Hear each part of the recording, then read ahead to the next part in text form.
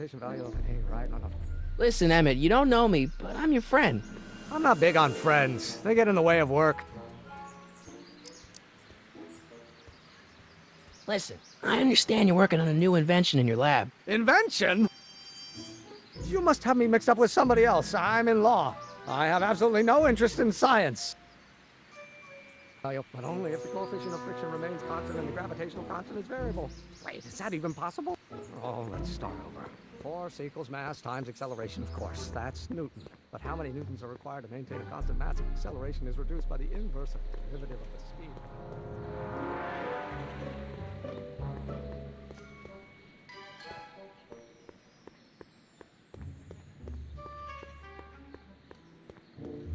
Psst, Doc! Marty! Have you found my younger self yet? Well, I met your younger self, Great! and I gotta say, you're kind of uptight. What?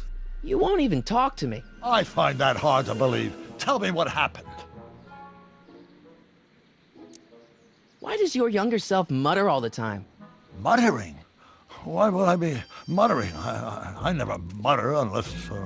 The Hill Valley Expo! The expo? Yes, the Expo!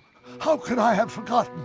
In a few months, the younger me will put on a demonstration at the Hill Valley Exposition, my first public foray into the world of science.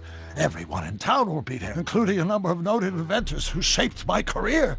So, it was a big success?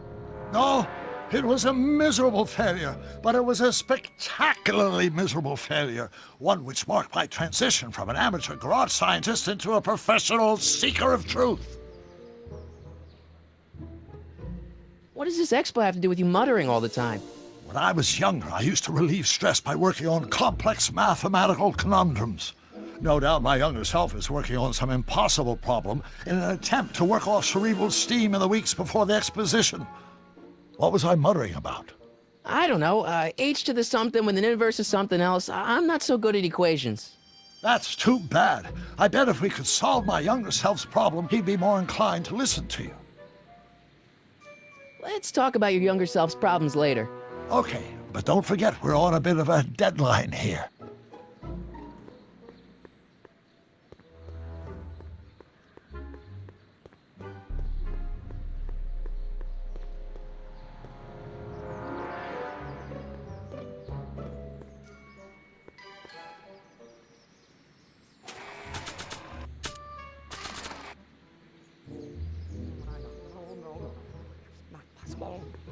Don't think, Emmett, think. H to the A multiplied by the inverse of A. H to the A multiplied by the inverse of A.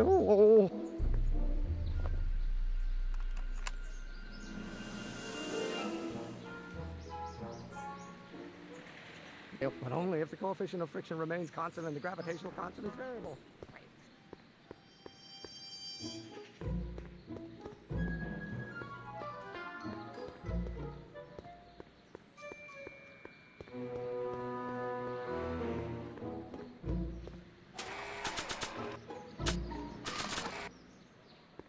So, Doc, does this ring a bell? Oh, think, Emmett, think. H to the A multiplied by the inverse of A. H to the A multiplied by the inverse of A. Good grief! Is that me? I sound so... Young? I was gonna say intense. I forgot how wound up I used to get. Yeah, but what are you muttering about? Oh, that's easy. It's Ivanov's conundrum. Just tell my younger self that H equals a Hamiltonian operator. Won't giving him the answer mess up the time stream? Only if it turns out that reality is actually nothing more than a holographic illusion created by the interplay of subatomic particles on a vast two-dimensional membrane. So... It'll be fine.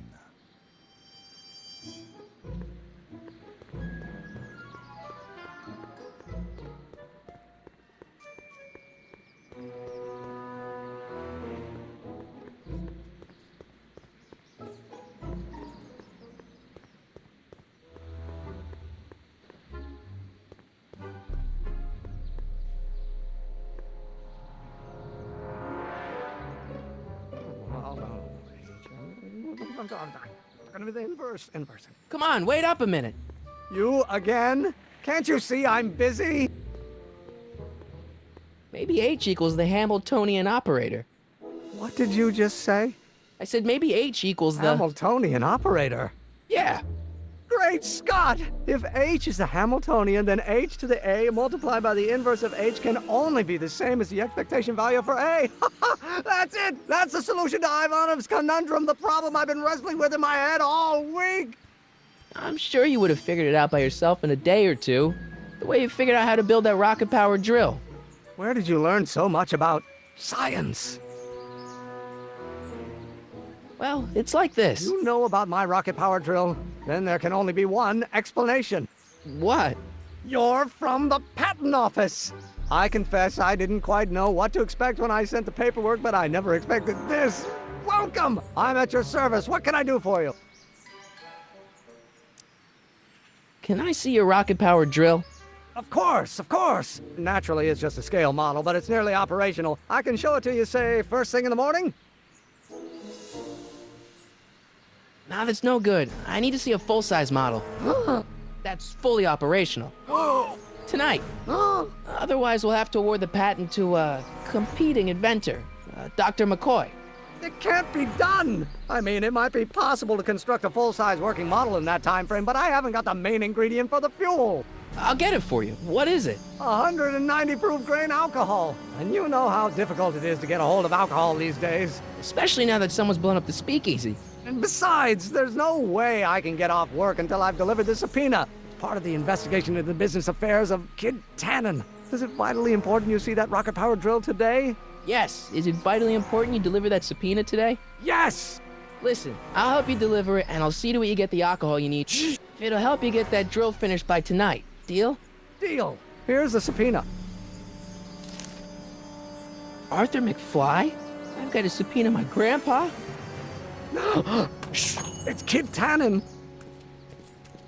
Hey, I just saw him at the soup kitchen yelling at Arthur McFly. I'm not surprised. Arthur does the books for his business.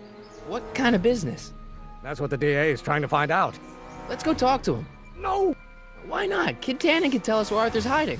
Yeah, well, he can also have us fitted for a Chicago overcoat.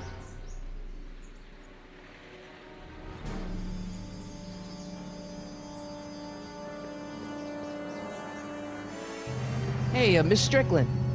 Oh, hello, Mr. Callahan. Try not to draw any undue attention my way. I'm on the trail of a hot new scoop, as we in the newspaper business say. What's the scoop? I've heard rumors that something shady is going on at the Sisters of Mercy soup kitchen. It's under new management, you know. And, oh, we mustn't jump to any conclusions. Not till the facts are in. I hope to heaven it is just a rumor. That soup kitchen is the front line in the good fight. If it goes bad, what will happen to the Stay Sober Society? Not to mention all the charitable institutions that depend on me for soup deliveries.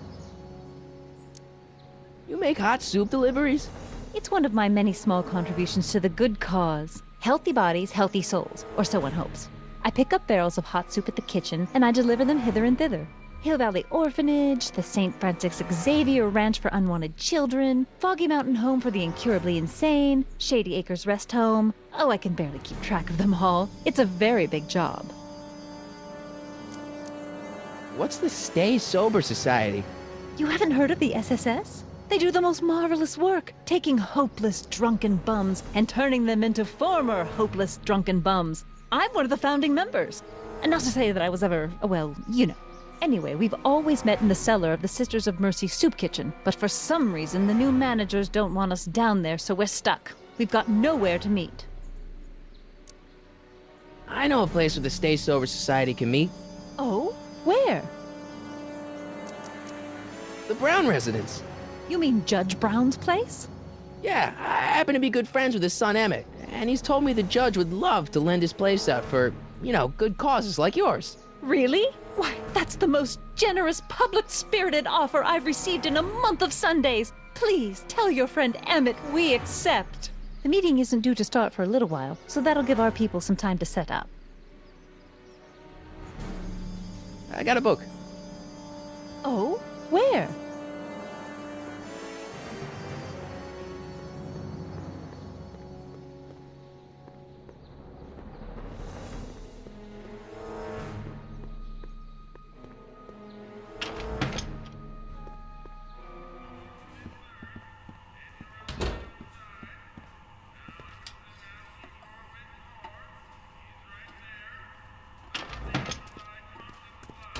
Hey, cue ball. What? The truck just arrived with a fresh shipment of, soup. Soup?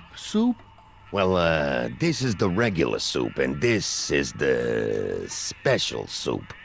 Right. Special.